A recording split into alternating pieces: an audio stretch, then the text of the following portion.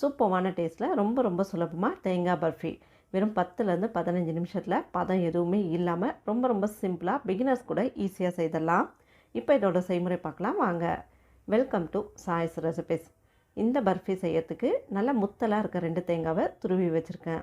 இந்த தேங்காய் பார்த்திங்கனாலே தெரியும், நல்லா வெள்ளை வெள்ளைன்னு இருக்குது, நல்லா பூவாக இருக்குது.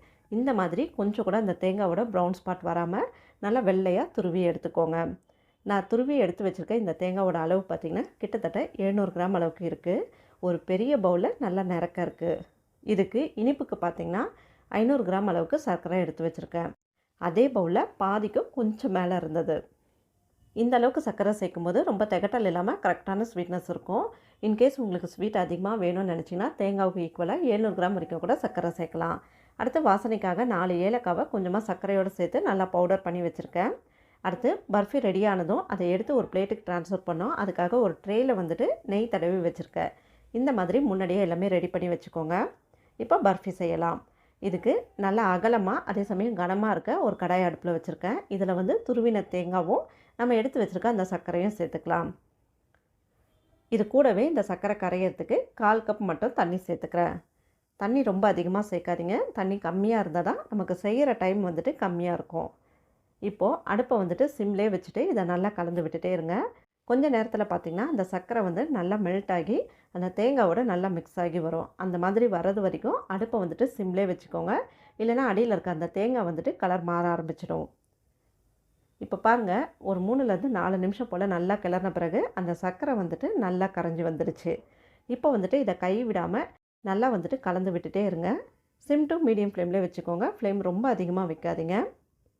இந்த சர்க்கரையை ஃபஸ்ட்டு பாகு பதம் வர மாதிரி காய்ச்சி எடுத்து அதில் தேங்காய் சேர்த்தும் செய்யலாம். அதை விட இந்த மெத்தட் பிகினர்ஸ்க்கு ரொம்ப ஈஸியாக இருக்கும். அதனால தான் இந்த மெத்தடில் இன்றைக்கி செய்திருக்கேன். கை விடாமல் நல்லா கலந்து விட்டுட்டே இருந்திங்கன்னா கொஞ்சம் நேரத்தில் அந்த மெல்ட்டான சர்க்கரை கொஞ்சம் கொஞ்சமாக நல்லா கெட்டியாகி அந்த தேங்காயோடு சேர்ந்து நல்லா இறுகி வரும். முன்னை விட இப்போ உங்களுக்கு பார்க்கும்போதே அந்த டிஃப்ரென்ஸ் தெரியும். அந்த தண்ணியெல்லாம் இல்லாமல் பாருங்கள், தேங்காவோட எல்லாமே நல்லா சேர்ந்து வந்திருக்கு. கிளறும்போது கை விடாமல் நல்லா கலந்து விட்டுட்டே இருங்க. அப்போ தான் அடி பிடிக்காமல் வரும். இப்போ பாருங்கள், சரியாக 12 நிமிஷம் ஆயிருக்கு. அந்த தேங்காய் பாருங்கள் நல்லா இறுகி வந்திருக்கு. பேனோட அந்த ஓரத்துலலாம் பார்த்திங்கன்னா வெள்ளையாக அந்த சர்க்கரை நல்லா படிஞ்சிருக்கு. இந்த மாதிரி வந்தால் போதும். இதுக்கு மேலே ரொம்ப நேரம் அடுப்பில் வச்சிங்கன்னா ரொம்ப இறுகி போயிடும். அப்புறம் பர்ஃபி சாஃப்டாக இல்லாமல் ரொம்ப ஹார்டாகிடும். இந்த அளவுக்கு வந்ததும் ஸ்டவ் ஆஃப் பண்ணிவிடுங்க. இப்போ இதை எடுத்து நம்ம ஏற்கனவே ரெடி பண்ணி வச்சுருக்க அந்த பிளேட்டுக்கு ட்ரான்ஸ்ஃபர் பண்ணிடலாம். ரொம்ப நேரம் கடாயில் வைக்கக்கூடாது. பர்ஃபி ரெடியானதும் எடுத்து பிளேட்டுக்கு ட்ரான்ஸ்ஃபர் பண்ணிடணும். அதனால தான் முன்னாடியே பிளேட்டை க்ரீஸ் பண்ணி வைக்க சொன்னேன். இப்போ எல்லாமே எடுத்து பிளேட்டுக்கு மாற்றிட்டேன். இதை எல்லாத்தையுமே இந்த மாதிரி லெவல் பண்ணி விட்டுக்கோங்க. சூடாக இருக்கும்போதே பண்ணால் தான் கட் பண்ணுறதுக்கு ஈஸியாக இருக்கும். இல்லைன்னா எல்லாமே உதிரி உதிரியாக ஆகிடும். சர்க்கரையோட ஏலக்காவை சேர்த்து பொடி பண்ணி வச்சுருந்தேன். அந்த பொடியை மேலே இந்த மாதிரி லைட்டாக ஸ்ப்ரெட் பண்ணி விட்டுக்கிறேன்.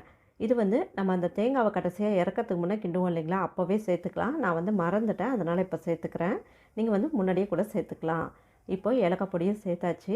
ஒரு ஸ்பேட்சில் வச்சுட்டு இதை இந்த மாதிரி நல்லா ப்ரெஸ் பண்ணி லெவல் பண்ணி வச்சுக்கோங்க. இப்போ ரெடி ஆகிடுச்சு. கொஞ்சம் ஆறட்டும். பாதி அளவுக்கு சூடு ஆறின பிறகு இதை இந்த மாதிரி லைன் போட்டு வச்சுக்கோங்க. ரொம்ப சூடு ஆறின பிறகு கட் பண்ணுறது கொஞ்சம் சிரமமாக இருக்கும். ஷேப் கரெக்டாக வராது. அதனால் ஓரளவுக்கு மிதமான சூடு இருக்கும்போது கட் பண்ணி வச்சுக்கோங்க. இப்போ எடுக்க முடியாது.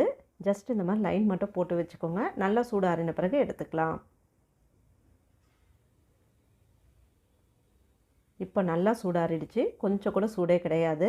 நம்ம ஏற்கனவே லைன்ஸ் போட்டு வச்சுருந்தோம் இல்லைங்களா, அதில் திரும்ப ஒரு முறை லைட்டாக இந்த மாதிரி கட் பண்ணிவிட்டு இந்த பீஸ் எல்லாத்தையுமே தனித்தனியாக எடுத்துக்கலாம்.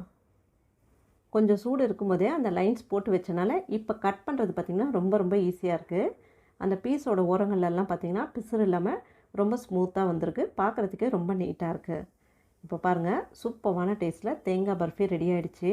பார்க்குறதுக்கே அவ்வளோ நல்லா இருக்குங்க. டேஸ்ட்டுமே அட்டகாசமாக இருந்தது. மிஸ் பண்ணாமல் நீங்களும் ட்ரை பண்ணி பாருங்கள். உங்களுக்கு இந்த வீடியோ எல்லாம் பிடிச்சிருந்தா மறக்காமல் லைக் பண்ணி உங்கள் ஃப்ரெண்ட்ஸோட ஷேர் பண்ணிக்கோங்க. மீண்டும் அடுத்த வீடியோவில் பார்க்கலாம்.